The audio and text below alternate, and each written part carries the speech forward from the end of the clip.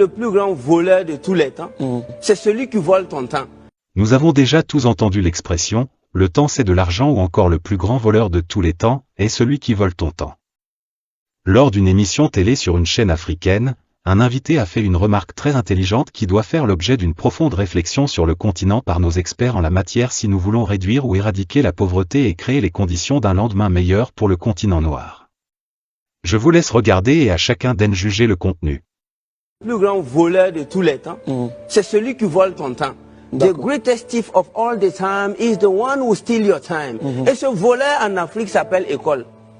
L'école, c'est le plus grand voleur des jeunes Africains qui peut te conserver pendant 25 ans, tout en sachant qu'il n'a rien pour toi à la fin, mais il te conserve quand même. C'est pourquoi j'ai dit à la jeunesse africaine que nous ne sommes pas des Chinois. Les Français, les Américains, les Indiens, ils vont à l'école pour préserver des acquis. Parce que les arrière-grands-parents étaient riches. Et si ton papa n'a rien, ta maman n'a rien, c'est toi qui cherches master. Mais tu n'auras que tes yeux pour pleurer après. Parce qu'est-ce qu'il faut faire au lieu de chercher ce qu'il faut faire, il faut chercher l'essentiel. L'essentiel, c'est de savoir lire et écrire, de savoir raisonner. Et tu rentres dans l'auto-éducation. Pourtant, on lit et écrit, on apprend à lire et à écrire à l'école. Oui, mais quand on va remonter en 3000 ans avant Jésus-Christ, ils ont bâti les pyramides comment? Avant, je repose la question. Mais c'était des gens qui apprenaient dans le tas. Allez-y étudier l'histoire des Platon, les Aristote, les Épicures.